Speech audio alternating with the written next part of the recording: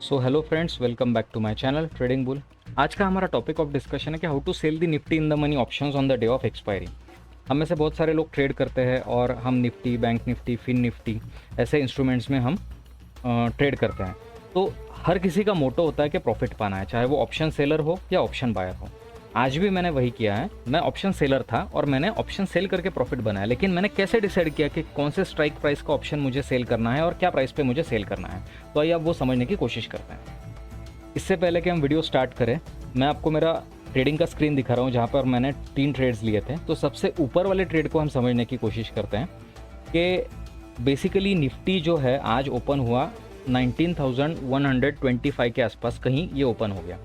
तो मैंने सोचा कि चलो अभी मार्केट चूँकि गैप अप हो ही गया है यहाँ पर, तो देखिए क्लोजिंग जो था मार्केट का कल का वो 18,987 के आसपास कहीं क्लोजिंग था। गैप अप हो गया तो अप्रोक्सीमेटली 100-150 पॉइंट तो ऊपर निकल गया मार्केट। तो कभी भी जब इंडाइसेस गैप अप ओपन होता है तो एक रूल होता है कि किसी भी इंडाइसेस को गैप रखना पसंद नहीं होता है, तो वो सबसे पहले गैप क्लोज करने की कोशिश करता है। मुझे पता था कि भले ही ये इंडाइसेस ऊपर जा रहा हो लेकिन इसको नीचे तो आना ही है।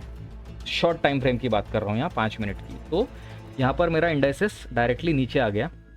उसी वक्त मैंने 157 की रेंज में ये ऑप्शन को सेल कर दिया जो मेरा स्ट्राइक प्राइस था, और मेरा स्टॉप लॉस जो है ये छोटा था। तो रिस्क मैनेजमेंट भी मैंने बहुत अच्छा कर लिया था कि 5-6 पॉइंट भी अगर मेरे अगेंस्ट निकल जाता है तो मुझे छोटा सा स्टॉप लॉस रख के निकल जाना है। 6 पॉइंट मतलब 6 इंटू 50 मतलब 300 रुपीज़ का मुझे मैक्सिमम लॉस होना है इसमें। इस पोजीशन पे मैं निकल जाऊंगा, अराउंड 162-163 के आसपास मैं निकल जाऊंगा।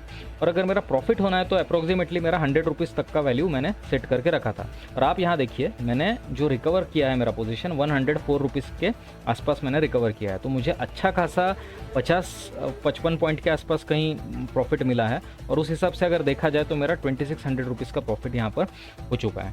तो ऐसी छोटी छोटी स्ट्रेटेजीज़ को आपको यूज़ करना है और आपका प्रॉफिट बनाते रहना है। स्टॉप लॉस आपका हमेशा छोटा होगा लेकिन आपका टारगेट हमेशा बड़ा होगा, जैसे कि इस ट्रेड में मैंने आपको करके दिखाया है।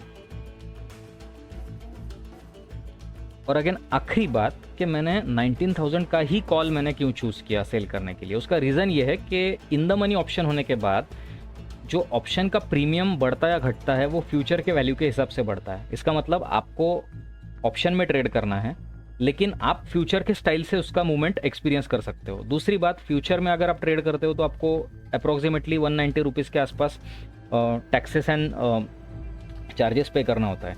लेकिन ये ऑप्शन है, आपको ऑप्शन के केस में चाहे वो इन द मनी हो, आउट ऑफ मनी हो या एट द मनी हो, आपको सिर्फ 65-67 के रुपीज़ के आसपास ही आपको चार्ज पे करना पड़ेगा।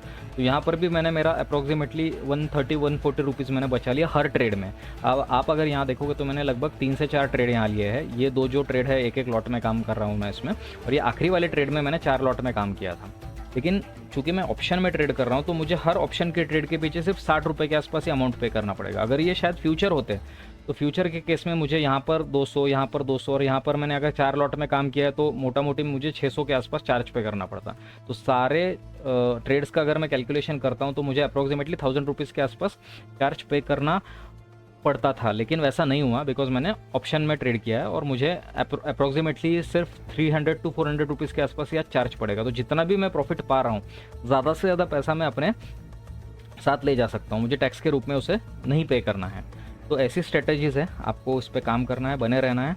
और आपका कोई भी क्वेरी हो तो आप मेरे कमेंट बॉक्स में लिखिए। I would be happy to respond your queries and stay tuned to my channel Trading bull.